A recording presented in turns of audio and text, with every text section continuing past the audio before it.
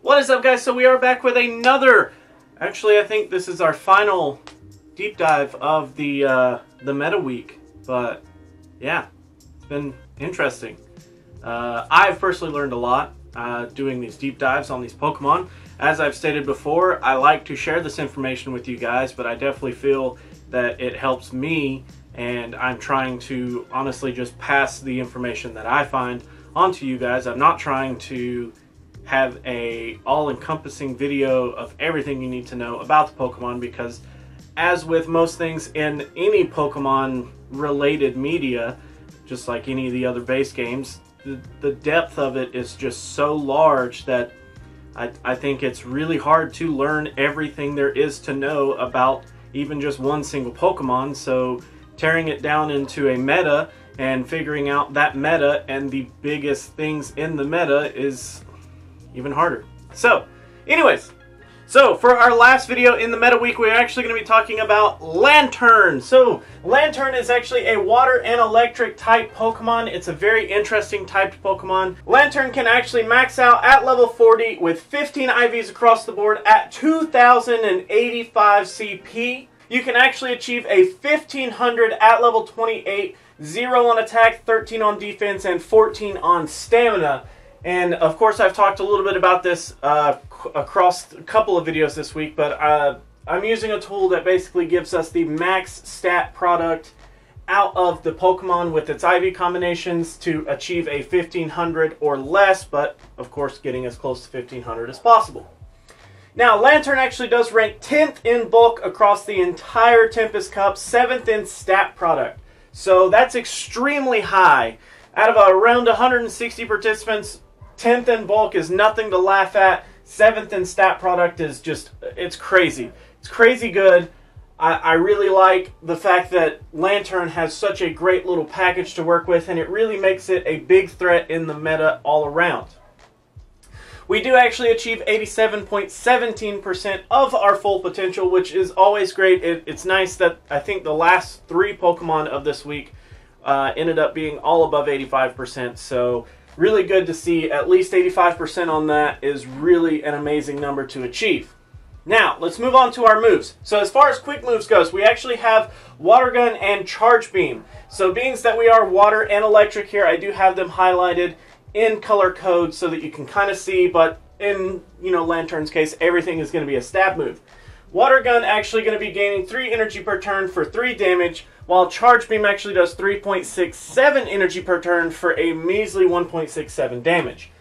So at first glance here, Charge Beam does seem to be the better of the 2 moves, simply because you can actually get a lot more energy out of every turn than you can out of Water Gun, but it's at the sacrifice of a lot of damage. And as I've been doing with several of the meta Pokemon this month, and I'll continue to do next week, I've been looking into movesets and which moveset actually does best amongst the cup.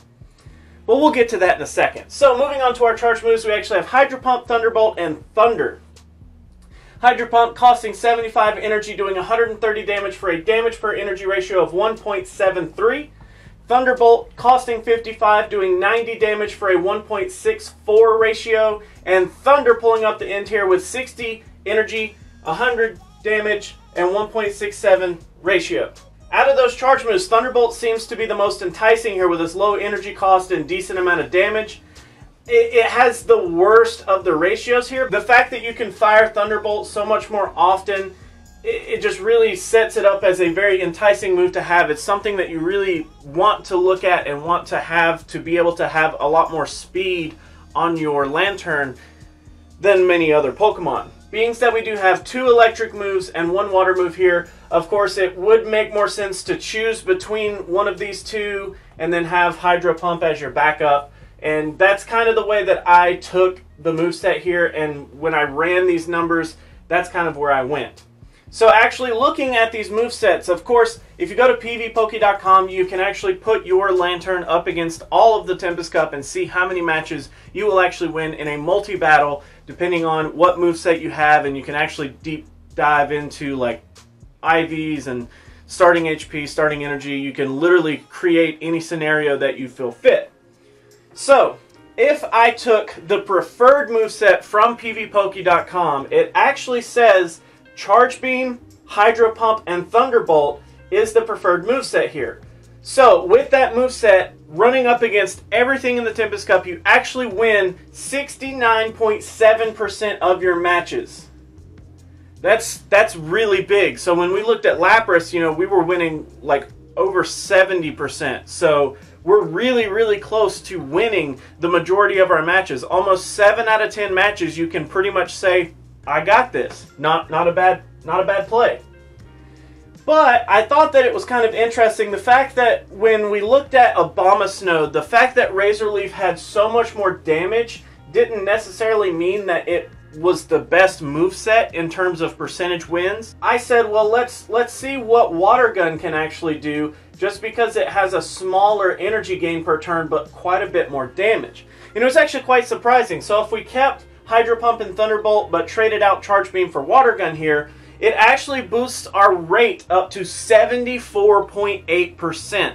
So that's really, really big. The fact that you can win nearly 3/4 of the matches that you go up against is a really big deal. I mean, that's a really secure spot to have on a team that says, oh, well, I can handle 3/4 of the matchups in this entire cup, which I think is great. In all of our deep dive fashion, let's actually go over some positives and negatives. The first negative that we do have is actually that our weaknesses, we do have 2 alarmingly big weaknesses in this cup. So Lanturn all around is such a very good Pokemon because of its typing, because it only has 2 weaknesses. But the fact that these 2 weaknesses are used quite widely in this meta really hurts it. And those 2 weaknesses are grass and ground. So going up against Razor Leaf is going to be a really, really tough, steep battle. And going up against things that have like Mud Shot and Earthquake and things like that are really going to put you at a really bad situation for Lanturn itself here. So you might want to think about, well, where do I put my Lanturn up against? What do I do with my Lanturn whenever I need him? Next on our negatives, we do actually have the fact that he is extremely frail when it comes to not having shields. When you go up against Pokemon that have more shields than you, this could be 1 shield or 2 shields, you lose the majority of those matches. It has quite a bit of bulk, but it just cannot deal without having shields. And I really think that, for me, that cements where I put my Lanturn. He is definitely going to be a lead or a mid for me. He is not a good closer. Although, when you come up with 2 shields versus 2 shields, you do gain a lot more ground. You don't lose nearly that many matches. You're closer back to that 70% win ratio. But the fact that you can get caught with no shields means that I'd like to have my Lanturn either in my pocket for if I need it, or I'd like to throw him out front and let him take on Pokemon one-on-one with 2 shields. That means that I can really get those 3/4 worth of matches under my belt having 2 shields versus 2 shield. Now, moving on to our positives, we do actually have a nice set of resistances. And I'm pretty sure that Lanturn has more resistances than these, but these are the resistances that I feel like do matter a lot in this cup. So we have a resistance to fire, flying, ice, steel, and water. So the reason that a lot of those are important is because Charizard's going to be kind of out there. Skarmory's going to be packing a lot of flying and steel type moves in a lot of situations. Ice types are of course going to be rampant, and water types are of course going to be rampant. So having those resistances really, I think, is what makes Lanturn so good in this meta. His weaknesses are a big issue, but he has way more resistances that help him in that scenario. And our next positive that we actually have is that he is really, really bulky, and he has a nice set of stats that are fleshed out pretty well in this cup. Ranking 10th in bulk is crazy. That's crazy high. And being 7th in stat product means that we have almost one of the highest stat products in the entire cup. That's huge. That is really, really big for Lanturn, and I think that's what really does put him in a very favorable position against a lot of matchups. Starting with Lanturn, I did take a different approach to this. I ended up doing the 10 bulkiest Pokemon like I've done in all of my deep dive videos thus far, but I also took the 6 Pokemon that are going to really counter Lanturn in a really bad way, versus 6 Pokemon that Lanturn is actually really good to take out. And I think that's something that I personally need to keep in mind whenever I'm throwing my Lanturn out in the middle of a tournament, because I'm always making a bad decision like that. So anyways, against the top 10 bulkiest Pokemon, let's actually go over losses first. So we actually lose to Steelix, Tropius, Jumpluff, Altaria, and Claydol. So Steelix makes a lot of sense because he has access to ground type moves. Tropius, of course, has Razor Leaf. Jumpluff has grass moves. Altaria is actually an interesting one, but I really just think that it's because of the sheer amount of neutral damage that Altaria can push, and the fact that it has Dragon Breath is just really, really hard to come across. Like, it's really hard to beat whenever you go up against it.